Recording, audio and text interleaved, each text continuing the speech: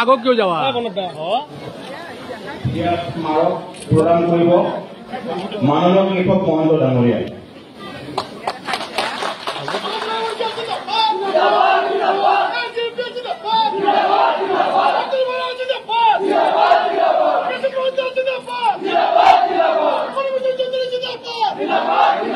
আগত তুমি কিয় যাবা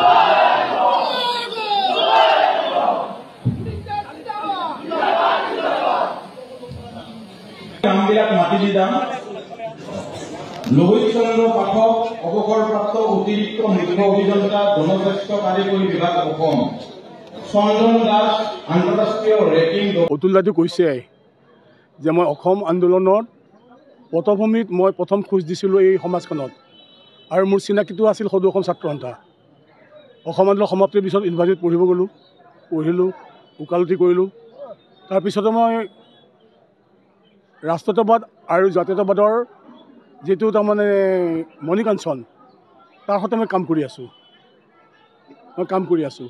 কিন্তু দলীয়ভাৱে মই চিন্তা কৰিলোঁ, কাৰণ বৰপেটা আজি সৰুক্ষেত্ৰী, আজি বহৰী সত্ৰ সংস্কৃতি পীঠস্থান। ইয়াৰ মানুহবোৰৰ মূল কথাটোৱেই হ'ল জাতীয়তাবাদ চিন্তা।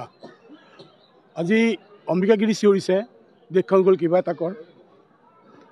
এই হ'ল আমাৰ ইয়াৰ এইবোৰ বৰপেটা মানুহৰ তাৰমানে জাতীয়তাবাদৰ আত্মাৰ চিঞৰ শুনিছোঁ, আগবাঢ়িছোঁ।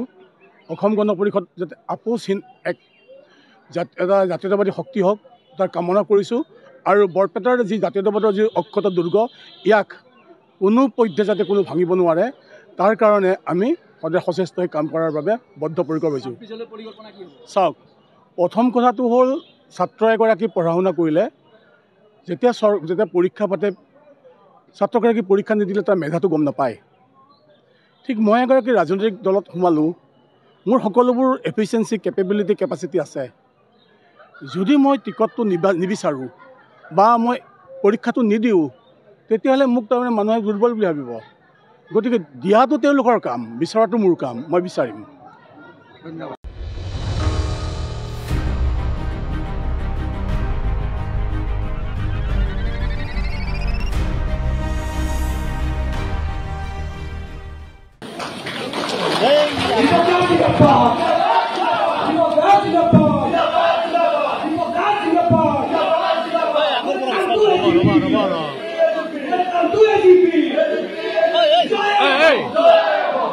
আগত কিয় যাবা স্মাৰক প্ৰদান কৰিব মাননীয় কৃষক মহন্ত ডাঙৰীয়াই।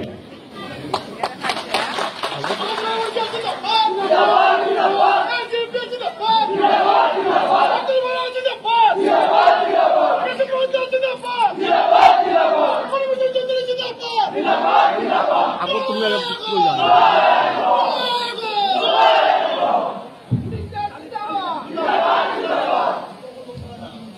কামবিলাক মাতি দি যাম।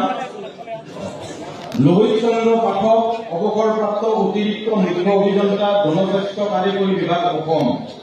চন্দন দাস আন্তঃৰাষ্ট্ৰীয় ৰেটিং। অতুল দাদু কৈছে যে মই অসম আন্দোলনত পটভূমিত মই প্ৰথম খোজ দিছিলোঁ এই সমাজখনত, আৰু মোৰ চিনাকিটো আছিল সদৌ অসম ছাত্ৰ সন্থা।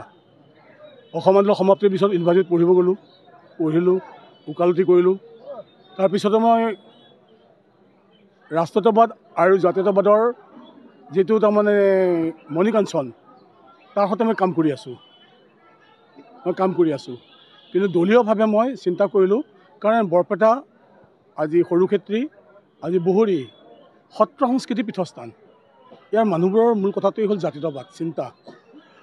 আজি অম্বিকাগিৰি চিঞৰিছে দেশখন গ'ল কিবা এটা কৰ। এই হ'ল আমাৰ ইয়াৰ এইবোৰ বৰপেটা মানুহৰ তাৰমানে জাতীয়তাবাদৰ আত্মাৰ চিঞৰ শুনিছোঁ, আগবাঢ়িছোঁ।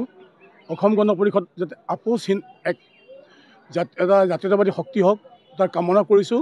আৰু বৰপেটাৰ যি জাতীয়তাবাদৰ যি অক্ষত দুৰ্গ, ইয়াক কোনো পধ্যে যাতে কোনো ভাঙিব নোৱাৰে, তাৰ কাৰণে আমি সদায় সচেষ্ট হৈ কাম কৰাৰ বাবে বদ্ধপৰিকৰ হৈছোঁ।